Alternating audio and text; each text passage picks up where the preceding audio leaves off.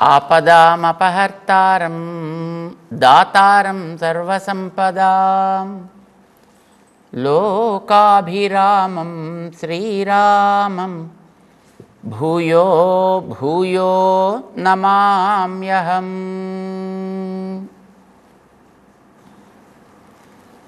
జయ శ్రీమన్నారాయణ. ప్రియ భగవద్బంధువులారా, అర్జునుడికి సందేహం వచ్చింది. చక్కగా పని చేయాలయా అని చెప్పాడు కృష్ణుడు. పని మానేసి నేనేదో సాధిస్తున్నాను అనుకోవడం కంటే హాయిగా పని చేసుకోవడం చాలా మంచిది అని చెప్పాడు ఆయన. అర్జునుడికి వెంటనే సందేహం వచ్చింది.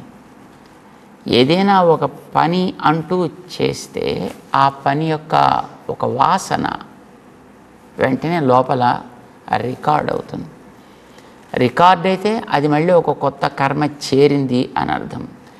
చేరింది అంటే దాన్ని మళ్ళీ ఏదో సమయంలో అనుభవించాల్సి వస్తుంది. అది మంచి అయితే మంచి, చెడు అయితే చెడు, ఇలా కొత్త రికార్డ్ ఏర్పడుతుంది లోపల అని. మరి మనం పని చేస్తుంటే ఆ పనుల వల్ల మనకి ఎన్నో మళ్ళీ కొత్త రికార్డ్స్ ఏర్పడవయా. మనం ఇప్పుడు అసలే ఎప్పటి నుంచో కొన్ని కోటాను కోట్ల జన్మల్లో ఈ జీవుడు ఎన్ని శరీరాల్లోంచి దాటుతూ వస్తున్నాడో ఆ శరీరాలతో చేసినటువంటి పనులన్నిటి యొక్క రికార్డ్స్ని తనతో పాటు మోసుకు తిరుగుతూ ఉంటాడు. ఇది మనకి 15వ అధ్యాయంలోకి వెళ్ళిన తర్వాత చెప్తాడు ఆయన. పువ్వు పరిమళాలు విరజిమ్ముతూ ఉంటుంది. ఆ పరిమళాలు మన దగ్గరికి ఎలా వస్తుంటాయి? అసలు పరిమళాలు అంటే ఏంటి అంటే వాసన రేణువులు అని అంటాం అన్నమాట. ఈ వాసన రేణువులు మనకు కనిపించినంత సూక్ష్మంగా ఉంటాయి. అవి ఆ పుష్పంలోంచి విడుదలవుతూ అన్ని వైపులా వ్యాపించేటప్పటికీ ఆ గాలి ఒక రకమైనటువంటి గంధాన్ని కలిగినది అవుతుంది. అది సుగంధం కావచ్చు, అప్పుడప్పుడు దుర్గంధం కావచ్చు. ఆ వాసన రేణువులు గాల్లో వ్యాపిస్తాయి. అది వ్యాపిస్తున్న విషయం మనకి తెలియదు. ముక్కు వాటిని గ్రహిస్తుంది కనుక మనం అబ్బా ఎంత మంచి వాసన అని అనుకుంటాం తప్ప ఆ వాసన రేణువులు మన చుట్టూ వాతావరణంలో వ్యాపించి ఉన్నాయి. అందులోంచి వచ్చేవి కొంతవరకు దాంట్లోంచి బయటికి అది విడుదలవుతూ ఉంటాయి. విడుదల అవ్వడానికి తగినటువంటి శక్తి లేని దశ ఏర్పడితే అప్పుడు ఆ పువ్వు కాస్త ఎండిపోయింది అని మనం అంటాం. అంటే ఎండనంత వరకు దాంట్లో ఉండేటువంటి వాసన రేణువులను అది క్రమంగా విడుదల చేస్తూనే ఉన్నది అని అర్థం. ఎంత దాంట్లో ఉంటాయి. వీటన్నిటినీ తనలో నింపుకునుంది ఆ పువ్వు కదా. అట్లా ఈ జీవుడు తనతో పాటు ఒక సూక్ష్మ శరీరం అనేది ఉంటుంది, ఒక క్యాప్స్యూల్ బాడీ. ఈ సూక్ష్మ శరీరంతో ఇవన్నీ మొత్తం నింపుకొని ఉంటాడు. ఈ రికార్డ్స్ అన్నిటినీ సాఫ్ట్వేర్ లాగా అనుకోండి.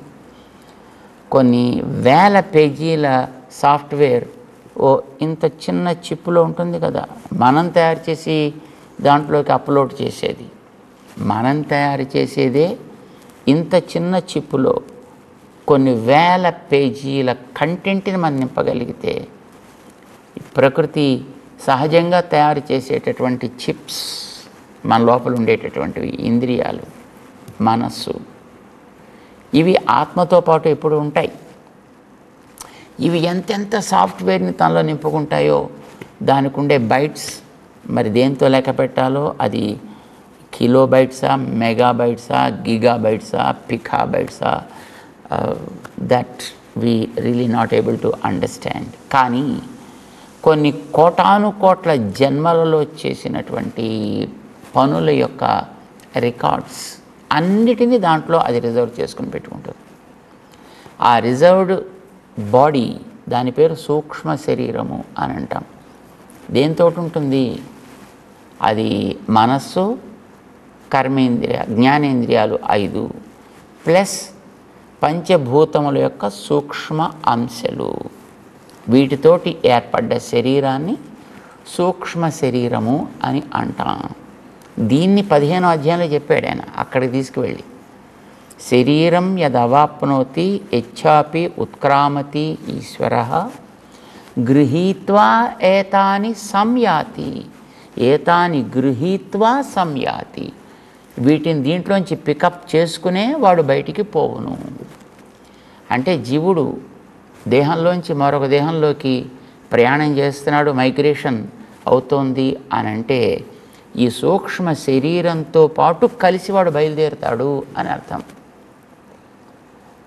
ఇది మనకి చాలా స్పష్టంగా అక్కడ ఆయన చెప్తున్నాడు. ఆయన చక్షుశ్రోత్రం స్పర్శనంచ రసనం ఘ్రాణమేవచ ఇంద్రియాణి, ఈ 5 జ్ఞానేంద్రియాలు అంటారు.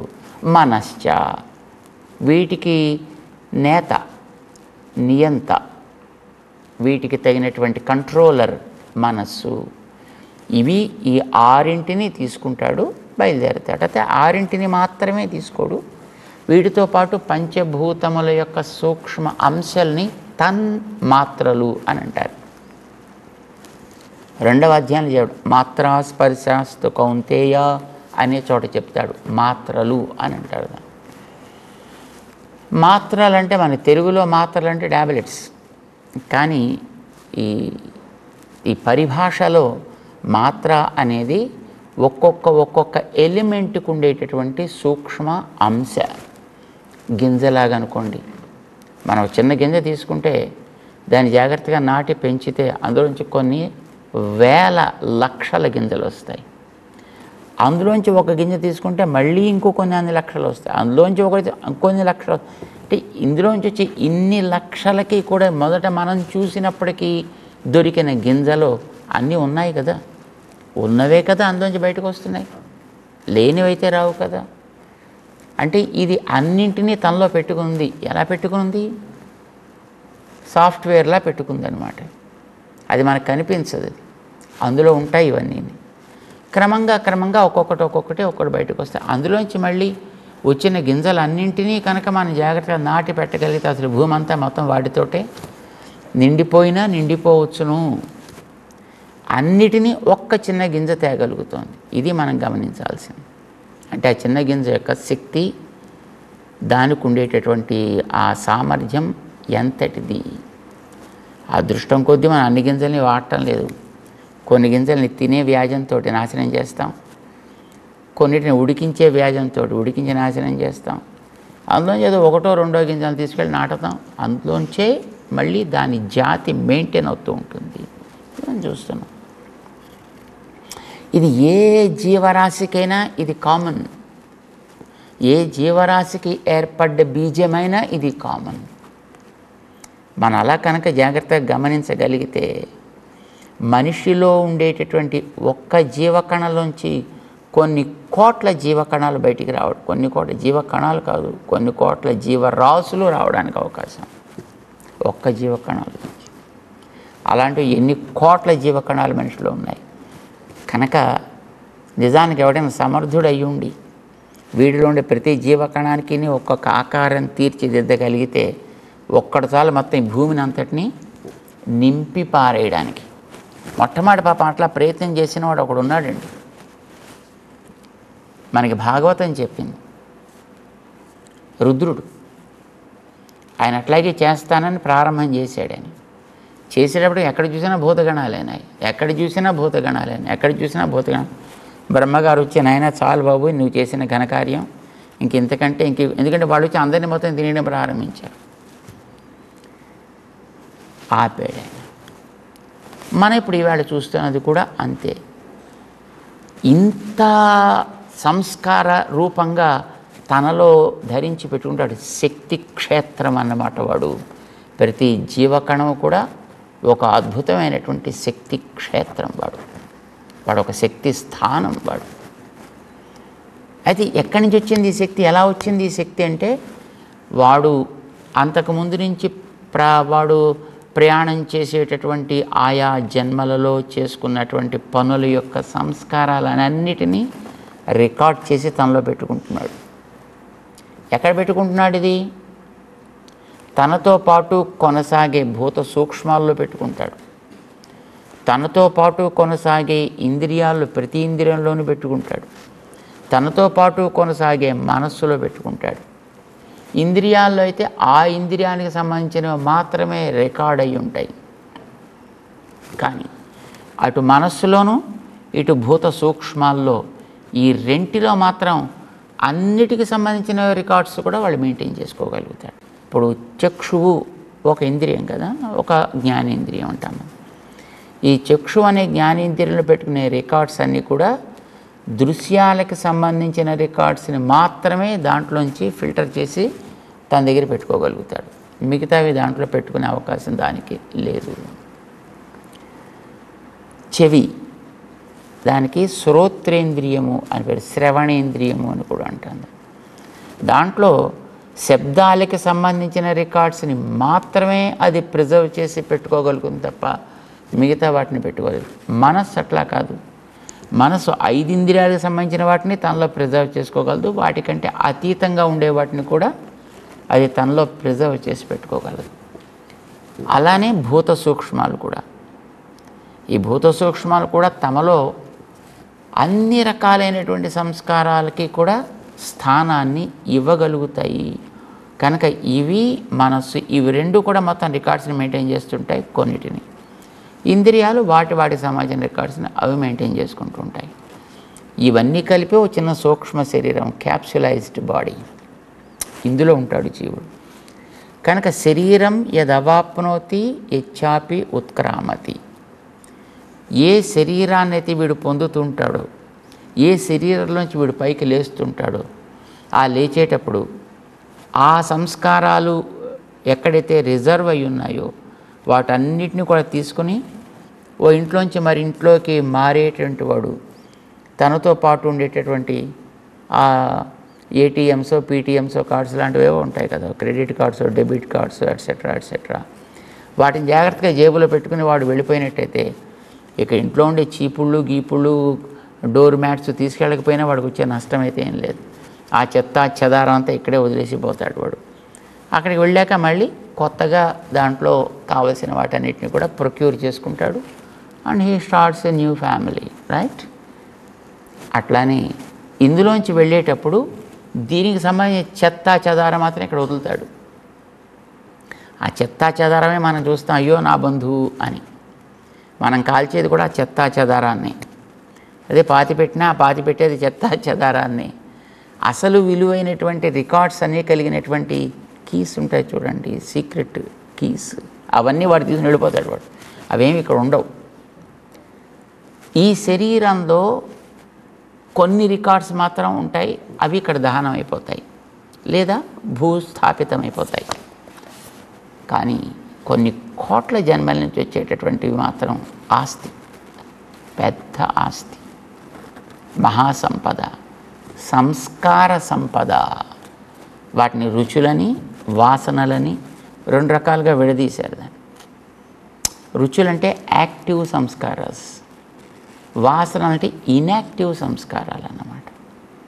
అంటే కొన్ని అప్పుడప్పుడు అనుభవించినైతే ఫ్రెష్గా పైన ఉంటాయి, చాలా కాలం క్రితం అనుభవించినైతే కొంచెం కింద లో ప్రొఫైల్స్లోకి వెళ్ళిపోయి ఉంటాయి, వెళ్ళి ఉంటాయి. మనం అనుకుంటాం అవన్నీ ఎప్పుడు మర్చిపోయానండి, అవన్నీ మర్చిపోయామంటే అది యాక్టివ్గా లేదని అర్థమే తప్ప అది లోపల నుంచి పోయి ఒకసారి రికార్డ్ అయినది ఎప్పుడు కూడా అందులోనే ఉంటుంది. మనం తయారు చేసుకున్న కంప్యూటర్స్ గురించి మనకు తెలుసు కదండి. అందులో ఒకసారి మనం ఒక కీని ఆపరేట్ చేశాము అని అంటే ఆ స్ట్రింగ్ ఎప్పుడు ఎక్కడ ఏ సమయంలో ఎంత పడింది అనేది లోపల కొన్ని స్థానాల్లో రికార్డ్ అయ్యి ఉంటుంది. It is very well preserved. మనకి తెలియదు ఎక్కడుందో, మనం వాటిని బయటికి తీసుకురాలేము. కానీ తేవాలి అని అనుకునే సిచ్యువేషన్ ఏర్పడితే, ఆ తేవాలనుకునేటటువంటి వాళ్ళకి పర్మిషన్ కనుక ఇవ్వగలిగితే వాళ్ళు ఏది ఎక్కడ ఎన్నిసార్లు ఎలా జరిగింది అనేది సక్రమంగా హాయిగా బయటికి తీయగలుగుతాడు. కామన్గా వాడే మనలాంటి వాళ్ళకి ఏం తెలుసును, ఓ దీన్ని ఈ ఫైల్లోంచి డిలీట్ చేసేస్తే పోయింది కదండి అనుకుంటాం. డిలీట్ ఫైల్లో ఉంటుంది. డిలీట్ ఫైల్లోంచి తీసేసామండి అంటే అది ఇంకో చోట్ల ఇంకో లోపల ఇంకో ఫైల్స్లో ఉంటుంది, అది ఇంకో చోట ఇంకో ఫైల్స్లో ఉంటుంది. అది పరిశోధన చేసేటటువంటి విభాగాల్లో ఉండేవాళ్ళకి అది బాగా తెలుస్తాయి.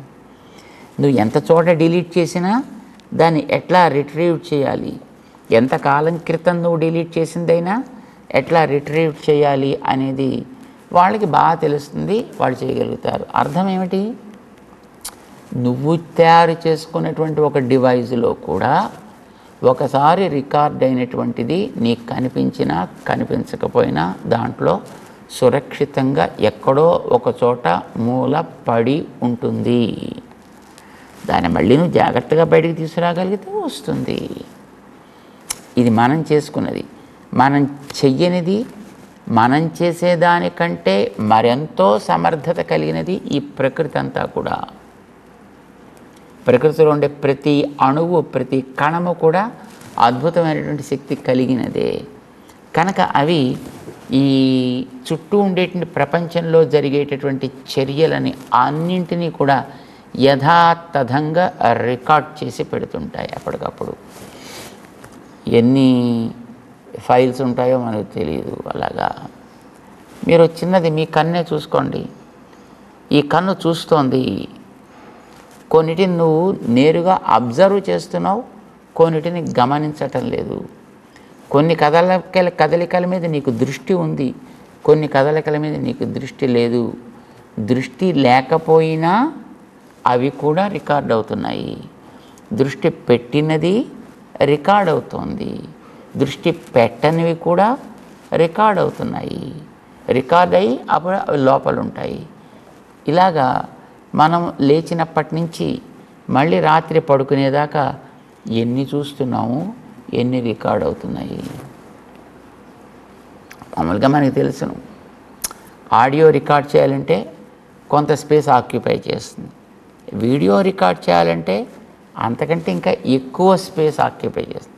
మోషన్స్ని రికార్డ్ చేయాలంటే అంతకంటే ఇంకా ఎక్కువ స్పేస్ని ఆక్యుపై చేస్తుంది అని.